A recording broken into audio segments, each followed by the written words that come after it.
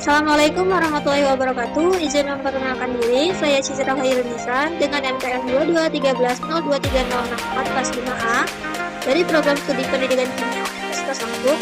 Saya akan menjelaskan materi tentang struktur atom dan sifat periodik kecil. Kita akan membahas struktur atom.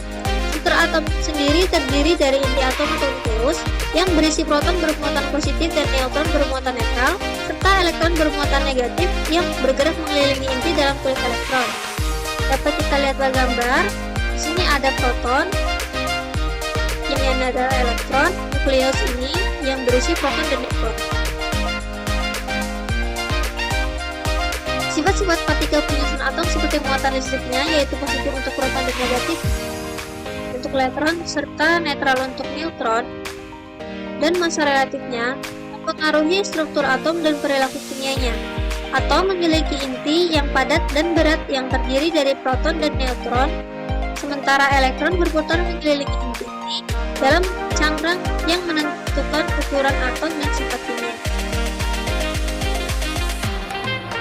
Perkembangan model atom dimulai dari model atom Dalton. Dalton mengemukakan teori atomnya pada tahun 1804. Menurut John Dalton, atom adalah partikel terkecil dari suatu unsur yang tidak dapat dibagi lagi. Dia menggambarkan atom sebagai bola kejal yang padat dan tidak dapat dibagi seperti bola biliar.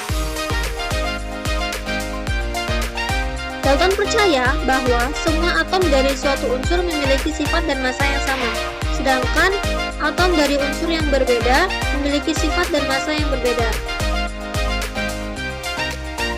Kemudian muncul setelah model atom Dalton, model atom Thomson muncul karena penemuan elektron oleh J.J. Thomson pada tahun 1897. Thomson menemukan partikel subatomik yang disebut elektron saat melakukan eksperimen dengan tabung sinar katoda. Thomson mengusulkan model atom yang dikenal sebagai kue plum.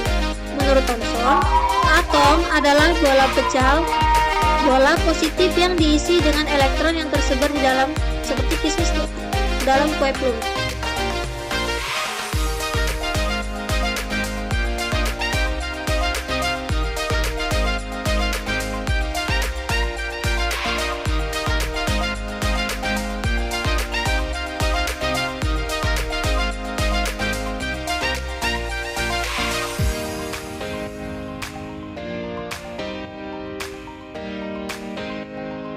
Sebagai percobaan hamburan partikel alfa, Rutherford menemukan bahwa atom memiliki inti yang bermuatan positif yang sangat kecil dan padat berisi proton dan neutron. Hasil percobaan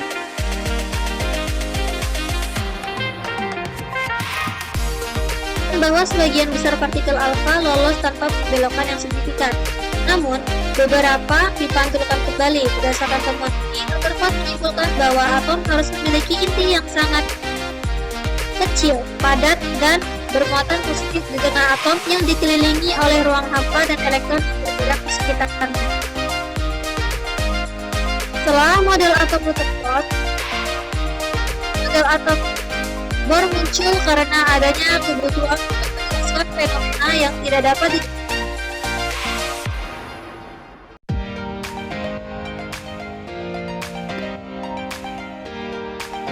tersebut tidak dapat menjelaskan stabilitas atom dan spektrum garis emisi atom hidrogen.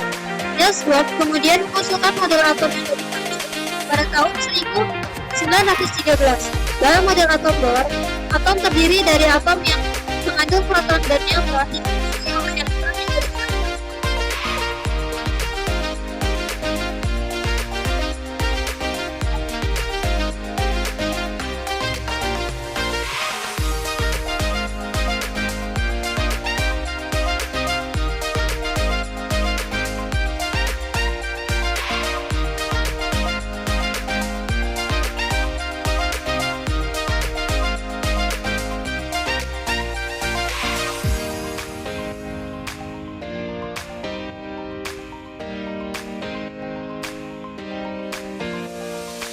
Atau mekanika kuantum ini karena adanya kebutuhan untuk menjelaskan fenomena yang tidak dapat dijelaskan oleh model atom. Meskipun model atom Bohr berhasil menjelaskan distribusi elektron dalam orbit diskrit di sekitar inti atom dengan baik, namun terdapat keterbatasan dalam model atom Bohr. Model atom Bohr gagal menjelaskan beberapa fenomena penting seperti sifat gelombang partikel subatomik, ketidakpastian posisi dan momentum elektron, serta fenomena interferensi dan difraksi elektron. Untuk mengatasi keterbatasan ini, ilmuwan kemudian menggunakan teori mekanika kuantum ini. Model atom mekanika kuantum didasarkan pada prinsip-prinsip mekanika kuantum yang menggambarkan partikel subatomik sebagai gelombang probabilitas dengan kemungkinan distribusi di sekitar inti atom. Teori ini memperhitungkan sifat dualis gelombang partikel dan prinsip ketidakpastian Heisenberg yang memberikan gambaran yang lebih lengkap dan akurat tentang perilaku partikel subatomik di dalam atom.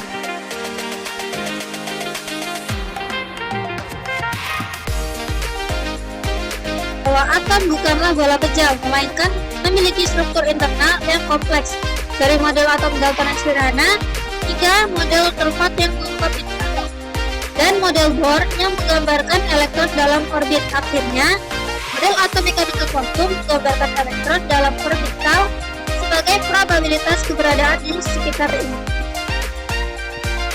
Selanjutnya kita akan membahas sistem periodik unsur.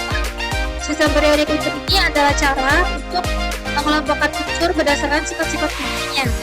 Tabel periodik ini mengatur unsur berdasarkan nomor atom dan kemiripan sifatnya. Unsur dalam tabel periodik dikelompokkan dalam periode horizontal, periode, dan golongan vertikal di periode. Golongan seperti misalnya logam, non-logam, dan hukum periodik cermin dalam tabel ini. Dari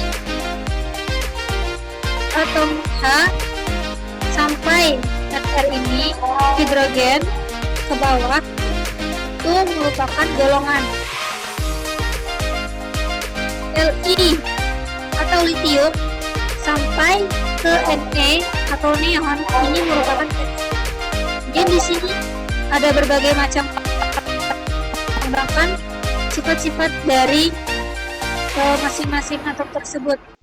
Misalkan yang warna biru muda ini menunjukkan bahwa ini merupakan benda padat. Kemudian yang berwarna orange ini merupakan gas. Kemudian untuk yang merah muda ini adalah unsur yang cair, dan yang hijau adalah unsur buatan. Bahas tentang sifat periode unsur. Pertama adalah jari-jari atom. Jari-jari atom ini adalah jarak antara inti atom dengan elektron terluar. Jari-jari atom ini akan meningkat dari atas ke bawah karena penambahan kulit elektron, dan akan turun dari kiri ke kanan karena peningkatan gaya satuan terhadap atom. Kemudian yang kedua yaitu energi ionisasi. Ionisasi ini adalah energi minimum yang dibutuhkan untuk melepaskan satu elektron dari atom netral dalam keadaan gas. Kemudian yang ketiga ada afinitas elektron, yaitu perubahan energi yang terjadi ketika suatu atom netral dalam keadaan gas menerima satu elektron. Kemudian yang keempat ada elektronegativitas. Elektronegativitas yaitu kemampuan suatu atom untuk menarik elektron dalam ikatan kimia.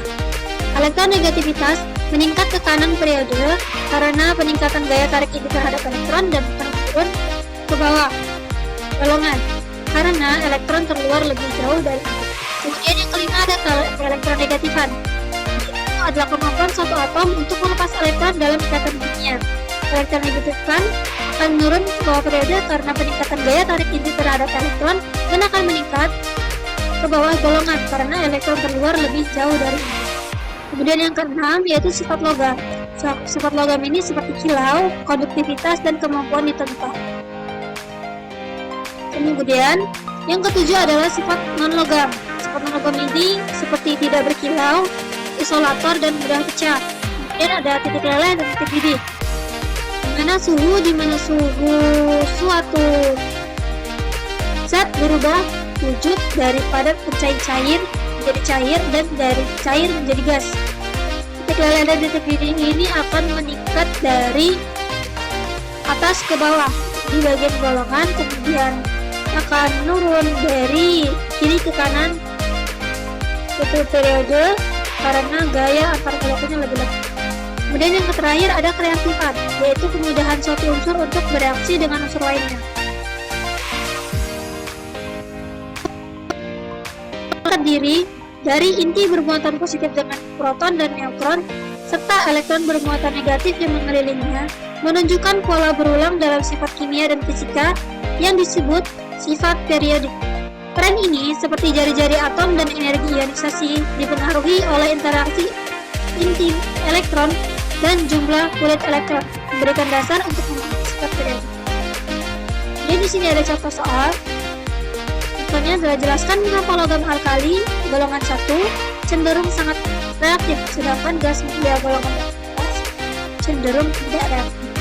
Jawabannya, logam alkali sangat reaktif karena memiliki satu elektron valensi yang mudah dilepaskan, sehingga mereka mudah membentuk ion positif dan bereaksi dengan unsur-unsur lainnya. Dan sebaliknya, gas mulia memiliki konfigurasi elektron stabil atau oktet penuh, sehingga mereka tidak mudah melepaskan suatu atau menerima elektron, sehingga mereka cenderung tidak reaktif. Kemudian contoh soal yang kedua, yaitu hitunglah jumlah neutron dalam inti atom berikut. Atom boron dengan nomor massa 11. Untuk menghitung jumlah neutronnya, kita menggunakan formula sama dengan nomor massa dikurang nomor atom.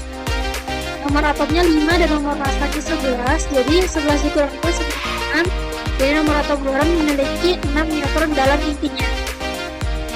Baiklah, terima kasih. Cukup sekian yang dapat saya sampaikan. Wassalamualaikum.